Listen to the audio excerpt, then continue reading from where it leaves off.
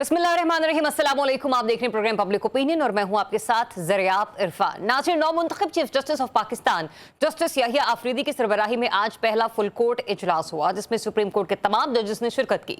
Senior जज justice Mansoor Ali Shah video link के जरिए फुल कोर्ट इजलास में शरीक हुए।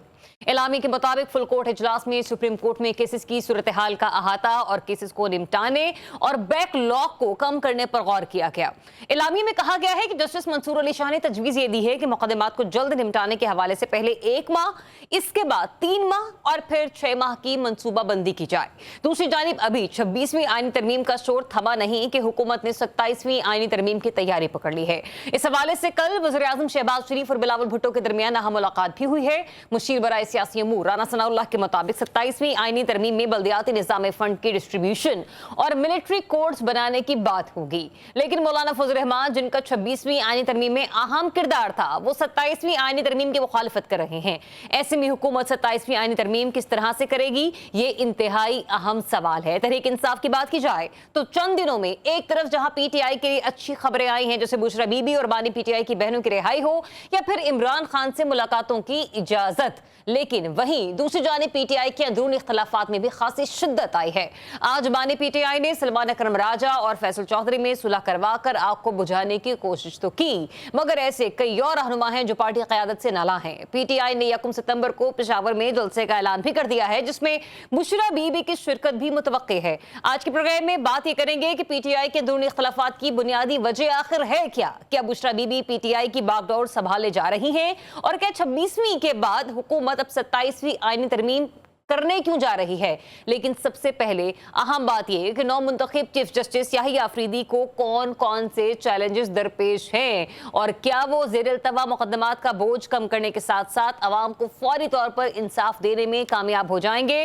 प्रोग्राम में हमें ज्वाइन करे हैं इन तमाम मौज़ूआत पर सीनियर तज्ज़ियाकार जवाद फैजी साहब, सीनियर तज्ज़ियाकार राना मुबशिर साहब और सहाफ़ी तज्ज़ियाकार अनवर रज़ा साहब प्रोग्राम में हमारे साथ शामिल गुफ्तगू होंगे। राना मुबशिर साहब, आपसे आगाज़ करूंगी कि जो फुल कोर्ट इजलास का एलामिया जारी हुआ, यकीनी तौर पर एक खुशाइंद खबर है तमाम पाकिस्तानियों के लिए कि पहले उन मुकदमात को देखा जाएगा कि जो कि खासे लंबे अरसे से ज़ेरे इल्तवा रहे हैं। मुझे ये बताएगा कि क्या सिर्फ यही मुकदमात हैं कि जो कि सुप्रीम कोर्ट के चीफ जस्टिस को एक चैलेंज की सूरत में दरपेश है याहिया आफरीदी साहब को, या इसके अलावा भी दीगर और ऐसे अहम चैलेंजेस हैं कि जिसके हवाले से जस्टिस याहिया आफरीदी का किरदार इंतहाई अहमियत का हामिल होगा?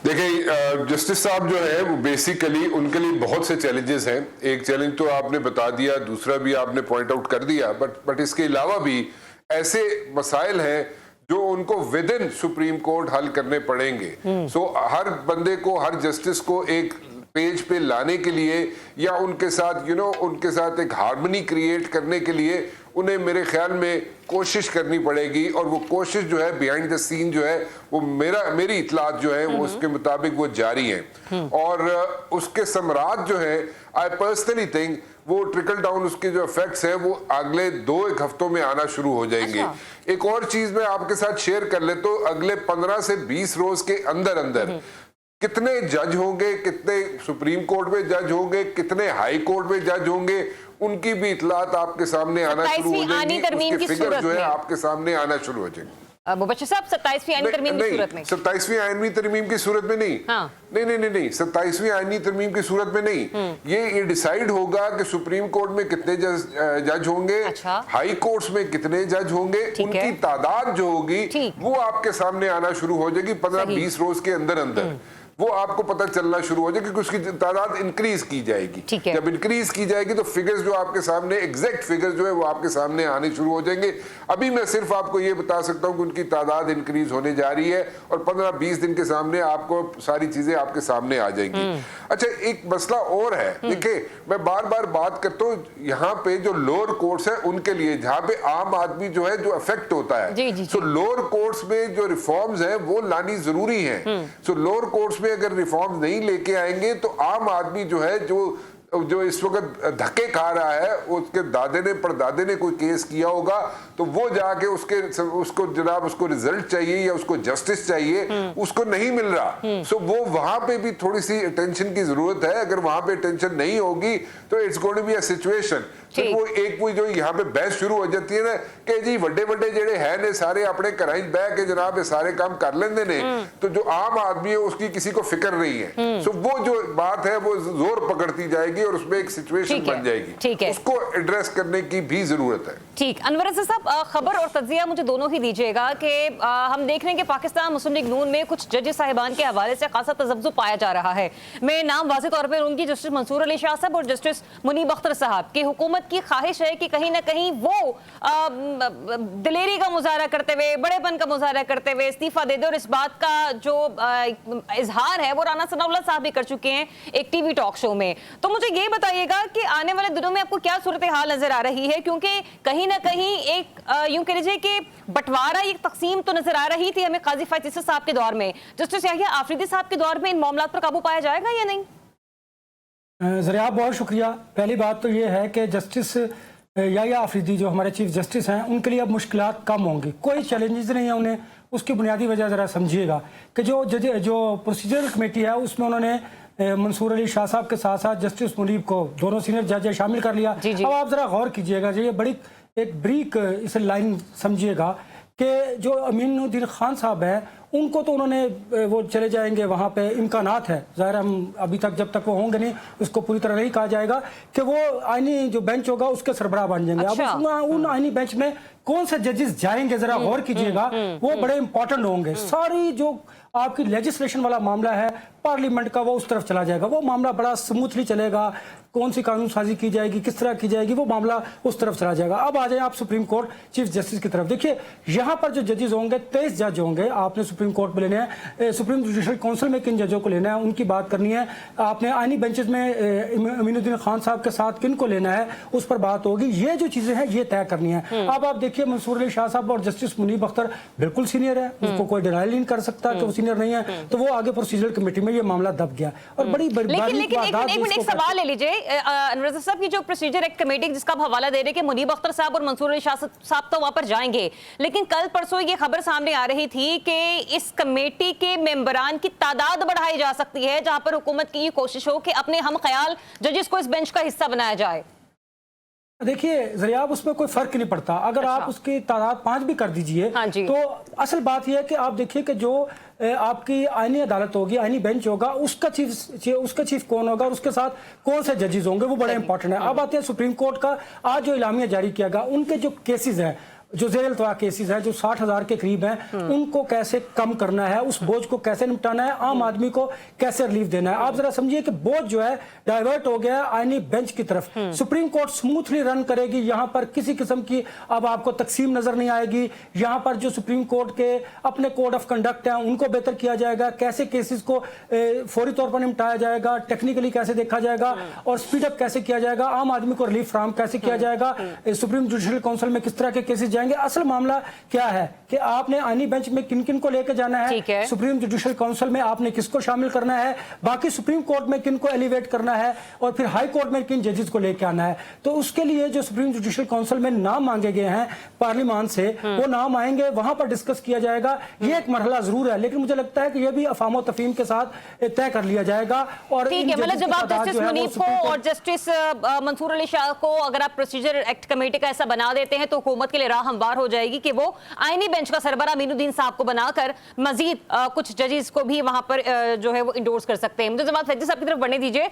जवाब फैजी साहब, आगाज तो खुशाइंद है आज के फुल कोर्ट इजलास का, लेकिन मुझे ये बताएगा कि जो सियासी मशकें इस वक्त हुकूमत कर रही है और जिन चंद जजेस साहिबान के हवाले से वो उन्हें दीवार से लगाने की ख्वाहिशमंद है, आपको लगता है कि हुकूमती मशकें जो हैं वो अदालती निज़ाम को मुतासिर कर सकती हैं, सियासत ज़्यादा एक बार फिर से कर सकती हैं? देखिए, मुझे नहीं पता कि हुकूमत क्या चाह रही है। मैं तो इखलाकन ये देखता हूँ कि हमने ये देखा कि जहाँ कुछ जूनियर आ जाए तो सीनियर्स वैसे ही साइड पे हो जाते हैं। ये इखलाकन सारा मामला है। अभी मेरे दोस्त अनवर रज़ा साहब ये कह रहे थे कि chief justice of Pakistan justice Yahya Afridi साहब के लिए चैलेंजेस नहीं है। मुझे लगता है यही 2 सीनियर ही उनके लिए चैलेंज होंगे, और ये खुद भी अगर चाहें तो मामला बड़े अच्छे हो सकते हैं, अदलिया की इज्जत करवा सकते हैं, अपनी इज्जत भी रख सकते हैं। क्योंकि मैं एक बात बड़ी वाज़ेह कहूँ कि जब अदालतों के अंदर सियासत, liking dislike liking, good to see you वाले जज्बात और इस किस्म के मामलात आ जाएं तो फिर वो जो दायरे हैं वो रहा करते हैं और वो नहीं जा सकते, उनके बारे में बात होती रहेगी। और एक जमात ने ख़ास तौर पे अदलिया के हवाले से ट्रेंड्स चला चला के जो नहीं भी थे किसी जानिब, उनको भी जानबदार साबित करने की कोशिश की। लिहाजा ये चैलेंजेस तो हैं चीफ जस्टिस साहब के लिए। अल्लाह करे वो इन सारे चैलेंजेस से नबरदाजमा भी हों और उनके साथ जो लोग हैं वो भी अदलिया की इज्जत के लिए और उसकी रिफत के लिए, लेकिन फैजी साहब, आपको एक जमात के तो मामलात नजर आ रहे हैं, आपको हुकूमत में बैठी हुई इत्तेहादी पार्टियों के मामलात नजर नहीं आ रहे, जो कि सीनियर मोस्ट जजेस के ऊपर से छलांग लगाकर आईनी तरमीम करवाकर आगे चली गई और जिसका टारगेट हमें नजर आया कि वाज़ेह तौर पे मंसूर अली शाह साहब को चीफ जस्टिस ऑफ पाकिस्तान नहीं बनाना था। तो मैं यही तो कह रहा हूं कि अब तो हो गया ना, चीफ जस्टिस तो बन गए ना। तो हो गया, लेकिन आप ये भी कह रहे हैं कि अगर जूनियर बन गया चीफ जस्टिस तो बाकी दो लोग इखलाकी तौर पर ओहदा छोड़ दें, बड़ी माजरत के साथ क्यों छोड़ दें? इतने मुकदमात हैं, निपटाने तो हैं। चले जी, ना छोड़े, उनके दौर में ये बने हैं ना। 60,000 मैंने और अनवर रजा साहब ने या राना साहब ने तो नहीं बनाए, और 60,000 से ऊपर अगर ज़ेरे इल्तवा है, इन्हें फुर्सत ही नहीं थी एक ही शख्सियत के केसेस के अलावा किसी और को देखने की। बाकी बंदे नहीं है, बाकी मुल्क के अवाम नहीं है, बाकियों के प्रॉब्लम्स नहीं है, बाकियों के इश्यूज नहीं है, सिर्फ एक ही बंदा घूम के नजर आ रहा था। कैसे सॉर्ट आउट होंगे? जवाब ले लेते हैं, जवाब सब साथ ही रहिए। पाकिस्तान पीपल्स पार्टी के सीनियर रहनुमा कमर जमान कायरा साहब ने हमें ज्वाइन किया, उन्हें शामिल गुफ्तगू करते हैं। कायरा साहब, बहुत शुक्रिया आपके वक्त का। सर जी, सबसे पहले तो ये फरमा दीजिए कि 26वीं आईनी तरमीम के बाद अब 27वीं आईनी तरमीम की बाज़गश सुनाई दे रही है, क्या वाकई ये होने जा रही है, और अगर होगी तो इसके मुहर्रिकात के, इसकी शिकें क्या होंगी? देखिए, अभी कोई इसका कोई शायबा भी नहीं है, ये ऐसे ही कहीं सोशल मीडिया पे कोई खबर आई है, किसी ने अपनी ख्वाहिश का इजहार कर दिया। अच्छा, तरदीद कर रहे हैं आप? जी, तरदीद कर रहे हैं आपके? कोई 27वीं तरमीम नहीं आने जा रही? मेरे इल्म में तो नहीं है जी ऐसी कोई तरमीम। अच्छा, तो फिर ये बताइएगा कायरा साहब, आपको हुकूमत की तरफ से, किसी जमात की तरफ से? सर, आपकी जमात हुकूमत में है, मैं आप ही की जमात का वर्डिक्ट लेना चाह रही हूँ यहाँ पर, और आप तरदीद कर रहे हैं, तो मेरे लिए यही तो खबर है। मेरी जमात के किसी फर्द ने कहा है?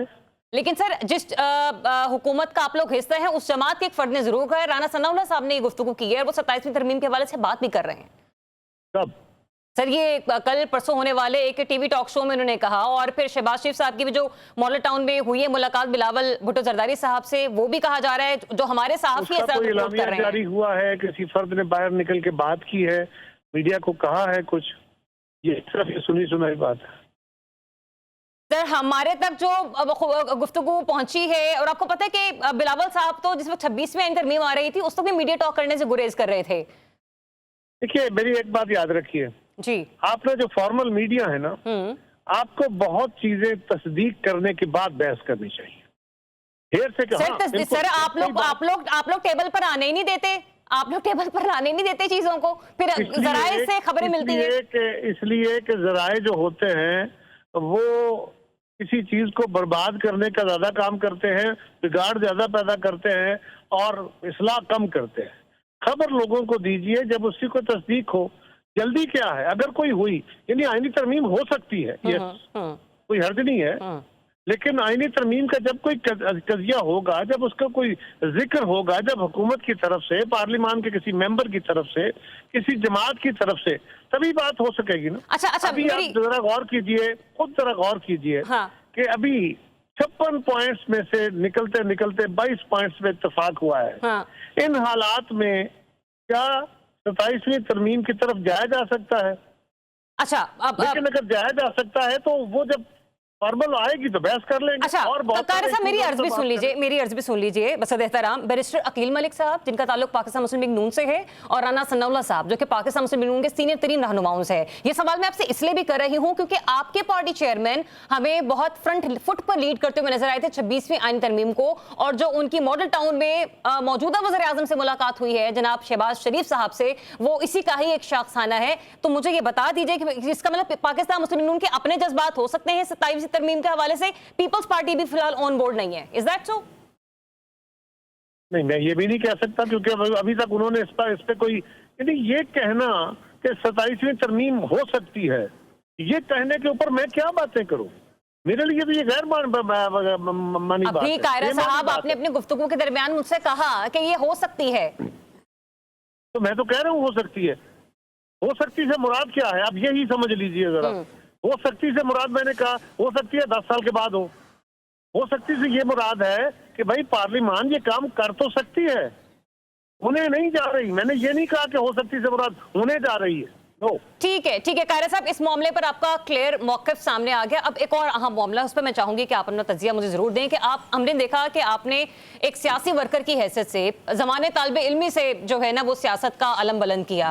ये जो मखसूस नशिस्तों का मामला है, आपको लगता है कि ये नशिस्तें PTI को मिलनी चाहिए या नहीं मिलनी चाहिए? और जो स्पीकर है सादिक साहब का इसके ऊपर मौक़िफ़ सामने आया है, आप उसको किस तनाज़ुर में देख रहे हैं कि वो कह रहे हैं कि पहले इलेक्शन कमीशन का फैसला आए, फिर वो देखेंगे कि उन्होंने सुप्रीम कोर्ट के फैसले को मानना है या नहीं मानना? देखिए, मेरा मौक़िफ़ इसमें बड़ा वाज़ेह है। हमने कानून के मुताबिक चलना है। अच्छा। ये जो स्पेशल नशिस्तें हैं ख़वातीन की या माइनॉरिटीज़ की, इन नशिस्तों की ज़रूरत क्यों पेश आई? इसलिए कि ख़वातीन और माइनॉरिटीज़ हमारे मुल्क के पोलराइज्ड माहौल में और इस वक्त के जो हालात है, इसमें वो डायरेक्ट इलेक्शन के जरिए नहीं आ सकते और उनकी नुमाइंदगी इंश्योर करने के लिए स्पेशल सीटें रखी गई। सही। अब ये सीटें रखने के बाद इसको देना कैसे है सीटों को? आइन उसके बारे में एक तफसील देता है कि ये इलेक्शन में हिस्सा लेने वाली जमातों के अंदर प्रोपोर्शनेट तकसीम होंगी। हमारे यहाँ एक प्रॉब्लम बन गया है कि हम ये एक मुबाहिसा किसी ने किया, किसी ने खास एंगल दिया, ट्विस्ट किया इस मामले को कि देखो जी ये क्या हुआ, एक जमात की अपनी सीटें तो 5 हैं, उसको स्पेशल सीटें 7 मिल रही हैं। जितनी उसकी अपनी सीटें नहीं है उतनी उससे ज्यादा स्पेशल सीटें मिल रही हैं। अब बज़ाहिर ये सवाल बड़ा अजीब सा लगता है। हाँ, ये बात तो लगती है। नहीं, अच्छा चलिए, मुझे इसी मामले पे मुझे ये भी बता दीजिए। पहले क्लियर करने दीजिए, फिर आप सवाल प्लीज। तो सवाल ये है कि इसी मामले के ऊपर देखना यह है कि जमातों के अंदर वो जमातें जो आइन के मुताबिक उस इलेक्शन में हिस्सा लेती हैं और एक रिटर्न्ड कैंडिडेट के तौर पे उनका कैंडिडेट भी आता है और उनकी पार्लियामानी पार्टी तश्कील पाती है। सही।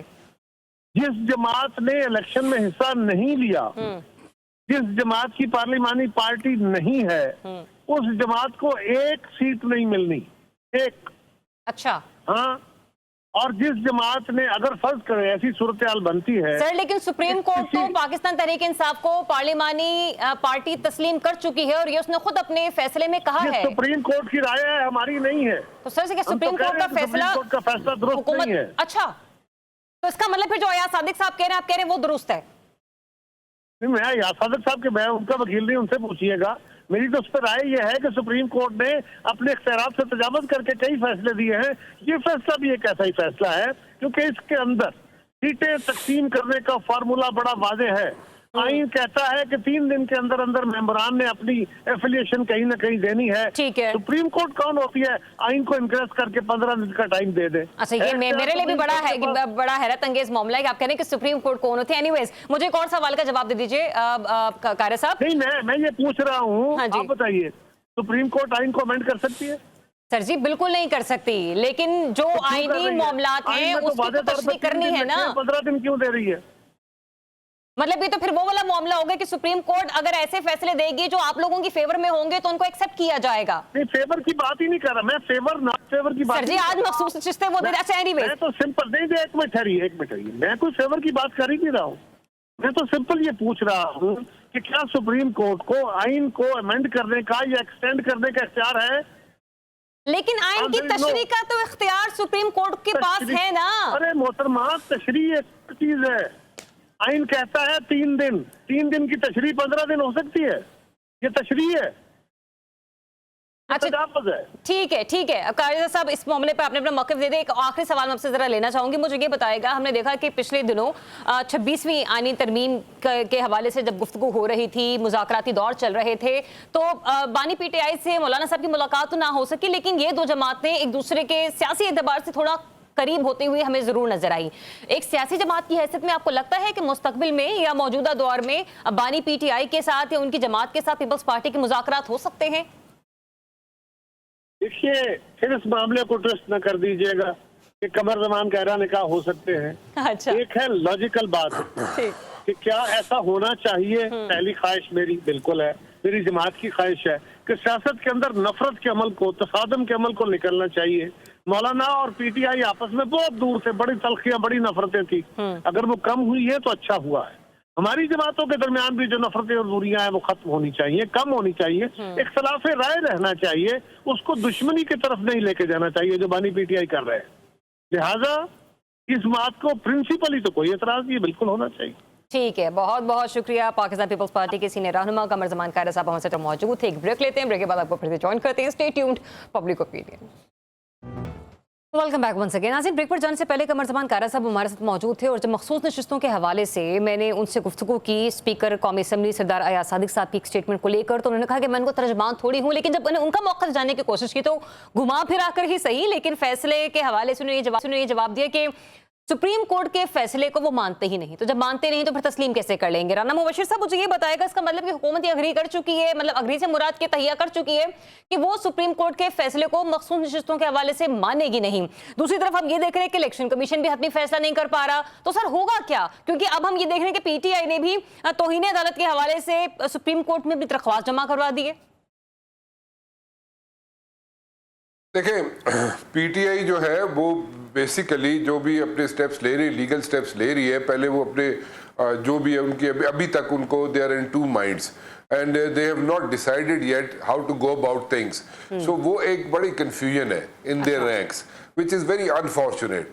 But at the very same time मैं पीटीआई वालों को एक मतलब कि उनको अप्रिशिएट भी करूंगा कि उनका लीडर अंदर है और वो जो बातें बाहर आके करते हैं वो भी मतलब मनोमन नहीं चल रही होती, कोई चीज़ें डिलीवर हो जाती हैं, कुछ चीज़ें डिलीवर नहीं होती है। सो it's a situation for PTI within their ranks. So but at the very same time उनको अप्रिशिएट करना चाहिए कि जिन हालात में वो चल रहे हैं, चलो ठीक है, जैसे किसी ना किसी तरीके से काम चला रहे हैं। बाकी रह गया मसला, देखे यहाँ पे इलेक्शन कमीशन जो है, इलेक्शन कमीशन इसलिए नहीं फैसला दे रहा था कि election commission was waiting for all these things to happen. ये 26th अमेंडमेंट, नए चीफ जस्टिस का आना, उसके बाद कॉन्स्टिट्यूशनल यहाँ पे बेंचेस बनना, so election commission was waiting for all these things. Now I personally think they will head to for क्या द ये 26th अमेंडमेंट के बाद इलेक्शन कमीशन को कोई रूम मिला है फैसला करने के लिए? क्योंकि अगर मिला होता तो आज शायद फैसला आ जाता। देखिए, इस वक्त तो आप अगली 4 तारीख से 4 नवंबर तक तो मुझे कुछ नजर नहीं आता, क्योंकि इलेक्शन कमीशन 4 नवंबर से पहले तो कोई चीज नहीं करेगी। अच्छा। क्योंकि उसके रीजंस हैं और उसके मल्टीपल रीजंस है, खैर उसमें बड़ी लंबी बहस हो जाएगी, लेकिन अभी 4 नवंबर तक इलेक्शन कमीशन कुछ भी करता हुआ मुझे नजर नहीं आता। When it comes to like going to the Supreme Court या फिर कुछ और जो चीजें हो, मुझे नहीं नजर आता। लेकिन वो अल्टीमेटली कुछ ना कुछ उसको बेनिफिट या एज जो है सुप्रीम कोर्ट से वो एक्सपेक्ट कर रहे हैं इलेक्शन कमीशन वाले आफ्टर दिस न्यू सिनेरियो, और वो उनको ब्रीदिंग स्पेस मिलेगा उनको, तो फिर वो जाके आगे कुछ ना कुछ करेंगे। सो इट्स वो उनको सारी चीजें जो स्ट्रीमलाइन हो चुकी हैं, ठीक है, मतलब 4 नवंबर तक इलेक्शन कमीशन अभी ठीक है। जवाब फैसल साहब, मुझे ये बताइएगा कि जिस तरीके से स्पीकर अयाज सादिक साहब का भी स्टेटमेंट सामने आ गया, इलेक्शन कमीशन फैसला दे नहीं रहा, पीटीआई ने दरखास्त डाल दी है, तो इन अदालत के हवाले से मसा करके काजी फैजी साहब अभी जब गए हैं तो ऐसे लग रहा है कि शायद थोड़ा एक ठहराव आएगा अदालती मामलात में। लेकिन आपको लगता है कि इस किस्म के स्टेटमेंट्स के बाद अदालतों के दरमियान और पार्लियामेंट के दरमियान एक नई महाजराई जो है वो जन्म लेने जा रही है? नहीं, मैं नहीं समझता महाजराई इसको कहा जा सकता है। मैं ये समझता हूँ कि आईनी नुकात हैं, हर एक की राय है, और आपने जिस तरह कायरा साहब से सवाल किया और उन्होंने बड़ा खूबसूरत जवाब भी दे दिया कि अगर तशरीह 3 दिन की 15 दिन कर ली जाएगी तो इसको कैसे तस्लीम किया जाएगा। ये अपनी जगह पे उनका पॉइंट बिल्कुल वैलिड है और बिल्कुल 100% में मुत्तफिक हुई इस हवाले से। देखिए ज़रिया, मैंने आपके प्रोग्राम में बैठ के और आपने मुझे उस वक्त ये कह दिया था कि ये फैसला आपने नहीं करना, मैंने कसम उठा के फिर कहा और मैं अब भी कहता हूं कि मैं चित्राल से चल के कराची पहुंचता हूं, हल्फन कह रहा हूं सारे आजाद पीटीआई के नहीं थे, मैं पर्सनली जानता हूं। अच्छा। लेकिन फैसला जब आया तो मैं भी परेशान हो गया कि एक ही हो रहा है। लिहाजा इस पे अभी बहुत सारी बहस चलेगी, बहस होती रहनी चाहिए और ये अदालतों में भी जाएगा। मैं नहीं समझता कि महाजराई जो है वो बड़ी शिद्दतों पे जाएगी, लेकिन आईनी कानूनी नुकात जो हैं वो सामने आते रहेंगे और यही तो रोना है असल में इस मुल्क में कि हर बंदे के पास अपना अपना एक नुक्ता है और एक नुक्ते में गाल भी नहीं मुका दे और एक पे ऊपर एक नुक्ता फेंकते चले जाते हैं। और यही मसला है कि हर एक के पास दलील है, हर एक के पास अपने हक में बड़े दलाइल भी मौजूद हैं, मगर ये सिलसिला भी चलेगा और इतनी आसानी से हल नहीं होगा। स्पीकर साहब ने जो कहा, जिस तरह कायरा साहब कह रहे थे, यकीनन वो कस्टोडियन ऑफ द हाउस हैं, उनकी राय का भी एहतराम होना चाहिए। और यही तो असल बात है कि फिर पार्लियामेंट मुझे यही तो समझ नहीं आ रही। हाँ, ये जो आप बात कह रहे हैं कि पार्लियामेंट सुप्रीम है या फिर क्या कहते हैं सुप्रीम कोर्ट सुप्रीम है, उसके फैसले सुप्रीम है, क्योंकि मुझे ये जरूर नजर आ रहा है काजी हफाज ईसा साहब के जाने के बाद कि उनके दौर में इतनी खुली छूट मिली कि सुप्रीम कोर्ट का कई हिस्सों में बंटवारा हो गया। एक हिस्सा तो खुद सुप्रीम कोर्ट का है, एक आईनी बेंच बन गया, दूसरा हमने ये देखा कि पार्लियामेंट की एक अपनी कोई सुप्रीम कोर्ट और इलेक्शन कमीशन तो वो खुद सबसे बड़ा ही एक सुप्रीम कोर्ट। अनवर रजा साहब, 27वीं आईनी तरमीम बकौल राना सनाउल्लाह साहब और बकौल बैरिस्टर अकील मलिक साहब, आपको लग रहा है कि ये होने जा रही है? कायरा साहब तो तरदीद कर रहे हैं, और दूसरा ये भी कि क्या 27वीं आईनी तरमीम से पहले मखसूस नशिस्तों का मामला हल होता आपको नजर आ रहा है? देखिए जरा, आप 27वीं आईनी तरमीम जरूरी क्यों है? क्योंकि 26वीं आईनी तरमीम में बहुत ज्यादा इबहाम है। इस इबहाम को दूर करने के लिए आपको 27वीं आईनी तरमीम की तरफ जाना पड़ेगा। जल्दबाजी में करते तो फिर इबहाम तो रहने देना अनवर रजा साहब। देखिए ना, ये सियासी जमातों ने तय करना है कि इस इबहाम को कब दूर करना है और किस वक्त दूर करना है, कंसेंसस पैदा करना है। क्योंकि देखिए 26वीं आईनी तरमीम, अगर आपको याद होगा, 1 महीने से ज्यादा वक्त लिया उसने और तब 26वीं आईनी तरमीम मुश्किल जाकर मंजूर हुई पार्लियामेंट से, और किस तरह हुई वो आपको भी पता है। अब आते हैं 27वीं आईनी तरमीम की तरफ। उसके लिए हुकूमत को मुश्किलात का सामना होगा। देखिए, मौलाना फजल रहमान साहब हमेशा बिटवीन दी लाइन्स खेलते हैं और उन्हें पता है कि मैंने कहां तक जाना है। इस दफा उन्होंने अपनी लाइन से हटकर खेला और बहुत सारे मामलात में उन्होंने इंटरवीन किया। बहुत सारों के लिए फायदा भी हुआ और बहुत सारों के लिए उसका नुकसान भी हुआ। लेकिन अब मौलाना फजल रहमान साहब को पता है कि उन्होंने इंतखाबात में जाना है, वो पार्लिमानी सियासत पर यकीन रखते हैं। इस दफा वो जरा हट कर खेले। और अब मैंने आपको कहा था ना कि जब तक मौलाना फजल रहमान ग्रीन सिग्नल नहीं देंगे, गवर्नमेंट 26वीं आईनी तरमीम मंजूर नहीं करवा सकेगी। वो आपने देख लिया, वक्त ने साबित किया। अब आते हैं 27वीं आईनी। देखिए, मैं जरा एक बात बड़ी कैटेगोरिकली कहूंगा, ये समझने की जरूरत है कि जब आईनी बेंच बन जाएगा तो फिर सुप्रीम कोर्ट की वो हैसियत नहीं रहेगी जो अब पहले थी। क्योंकि तमाम जो पार्लियामान के केस हैं, लेजिस्लेशन के जो केस हैं, इलेक्शन कमीशन का जो मामला है, वो सारा इस आईनी बेंच की तरफ शिफ्ट हो जाएगा। तो अनवर रजा साहब एक मिनट, आपने कहा ना कि आईनी बेंच बनता है, बन जाता है, ठीक है ना, तो सुप्रीम कोर्ट की वो वक़्त नहीं रहेगी। सर, अगर आईनी अदालत बन गई तो सुप्रीम कोर्ट की वक़्त और उसका वकार आपको लगता है कि ज्यादा मजरू हो जाएगा? क्योंकि यहाँ पे तो आपको पता है फिर जिस किस्म के केसेस चलेंगे प्रॉपर्टी के, इंडस्ट्री के, फलाने तो ढिमकाने, आईनी सारे मामला तो आईनी अदालतों में सुने जाएंगे। देखिए ना, फिर आप जरा गौर कीजिए कि फिर जो अपर अदालत होगी वो कौन सी होगी। और फिर चलिए जरा आप ये तो थोड़ा सा मार्जिन दीजिए, आवाम के केसेस तो हल होने दीजिए। सुप्रीम कोर्ट के अंदर जो 30-30 बरस के केसेस थे, उनको 1 माह में, 3 माह में और 6 माह के अंदर कैसे उनको मंसूबा बनाया जाएगा, कैसे लामल तय करके उनको हल किया जाएगा। चलिए, ये सुप्रीम कोर्ट ऑफ पाकिस्तान जो आवाम की सुप्रीम कोर्ट है, कम अज कम उनको तो रिलीफ मिलेगा। जो आपके पोलिटिकल केसेस है वो आईनी बेंच देखे, और आईनी बेंच आप देखे किस खूबसूरती के साथ दिया जाएगा।